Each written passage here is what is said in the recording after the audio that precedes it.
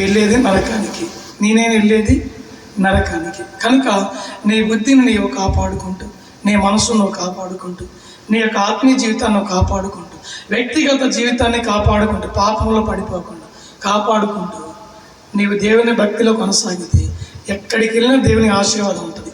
చాలామంది నన్ను చూసి స్త్రీలు నవ్వుతుంటారు, నన్ను చూడగా నవ్వుతారు. నాకు తొందరగా నవ్వు రాదు. నా మొహం చూస్తే కొంతమంది భయపడతారంట, కొంతమంది చూస్తే నవ్వుతుంటారు. నవ్విన వాళ్ళు నవ్వుతుంటారు, భయపడేవాళ్ళు భయపడుతుంటారు, ఏడ్చిన వాళ్ళు అవునా? ఎవరు నవ్వితే మనకెందుకు, ఎవరు ఏడిస్తే మనకెందుకు, ఎవరు భయపెడితే మనకెందుకు. నేను వెళ్ళాను, ప్రార్థన చేసి వచ్చి నా పని నేను చేసుకుని వస్తాను, ఓకేనా? అది కొంతమంది తప్పుగా ఆలోచించుకోవచ్చు, మరి కొందరు భేదాభిప్రాయాలు కలిగి చెడుగా అనుకోవచ్చు. వాటన్నిటిని కూడా దేవుడే చూసుకుంటాడు. స్తోత్రం, హల్లెలూయా. కనుక దేవుని బిడ్డలారా, మనం బుద్ధిపూర్వకమైన పాపానికి లోనవ్వకుండా, అంటే పడిపోకుండా మన జీవితాన్ని మనము కాపాడుకోవాలి. ఏం చేయాలమ్మా? బుద్ధిపూర్వకమైన పాపం ఇది చేసేటప్పుడు తెలుస్తుంది పాపం అని. తెలిసి నువ్వు చేస్తే అది బుద్ధిపూర్వకమైన పాపం. నీకు శిక్ష ఉంటుంది, నీ ఆత్మకు శిక్ష ఉంటుంది, ఖచ్చితంగా శిక్ష ఉంటుంది. కాబట్టి పడిపోకుండా జాగ్రత్తగా నిన్ను నీవు కాపాడుకో. సాధ్యమైతే ఇతరులను కూడా రక్షించు. దేవుని నామానికి మహిమ కలుగును కాక. హల్లెలూయా. కనుక నీకు ఎన్నో సందర్భాలు ఇలాంటి సంగతులు ఎదురైండొచ్చు. కాబట్టి జాగ్రత్తగా ఉండాలి. స్త్రీలతో మాట్లాడేటప్పుడు పురుషుడు జాగ్రత్తగా ఉండాలి, పురుషునితో స్త్రీ మాట్లాడేటప్పుడు స్త్రీ కూడా జాగ్రత్తగా ఉండాలి. ఎంతవరకు మాట్లాడాలి, ఎంతవరకు మాట్లాడకూడదు. ఇంకొక మాట చెప్తాను, మీరేమనుకోవద్దు. మళ్ళీ నవ్వులో కూడా తేడాలు ఉంటాయి, అంతయా ఉండవా?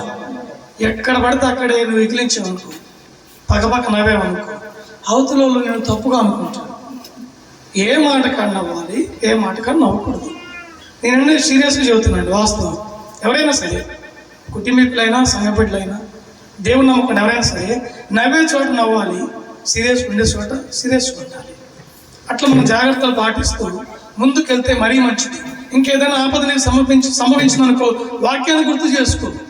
ఏమైంది భయమా అని చెప్పంటే ఆమె నేనేమన్నా సర్వశక్తిని దేవునికి భయపడి ఉన్నానులే అమ్మ అన్న. భయమా పిరికోడా అన్న, నేను దేవునికి భయపడుతున్నాలే అమ్మ. సరిపోయిందిగా. మరి అట్టగా అన్నది ఆయన వేసేది.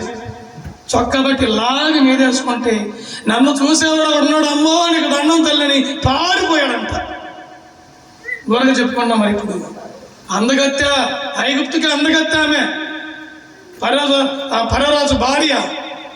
లాగి మీదేసుకుంటే అమ్మో సర్వశక్తులు ఒక ఆయన చూస్తున్నాడని చెప్పి ఆ చొక్కా తీసి ఆమె చేతులు పెట్టి పారిపోయాడు. పోయాడా లేదా? మరి ఎందుకు చెప్పుకున్నాం? తన జీవితాన్ని తను కాపాడుకున్నాడు, పడిపోయి పాపం చేయలా. అందుకే ఏసేపు నీతిమంతుడు అని చెప్పుకున్నాను.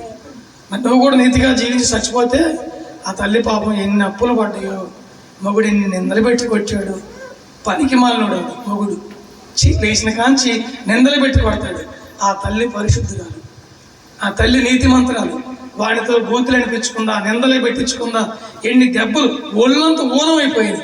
అయినా సరే ఆ తాగుబోతును అలాగే భరించింది, అలాగే భక్తిని కొనసాగించుకుంది. పడిపోలా, అన్యాయంలోనికి పోలా, అవినీతిగా మాట్లాడలే, దోసుకోవాలా, కుటుంబాన్ని కాపాడుకుంది, అప్పు కట్టుకుంది, కుటుంబాన్ని ముందుకు తీసుకొచ్చుకుంది, భర్తనికి గౌరవించింది, బిడ్డలకి పెళ్లి చేసింది. చచ్చిపోయింది. ఇప్పుడు ఏం చేసింది? చచ్చిపోయింది. యారు? చచ్చిపోయింది. పలాకి ఎట్టినో చచ్చిపోయింది. ఎంత మంచి తల్లి అనరా?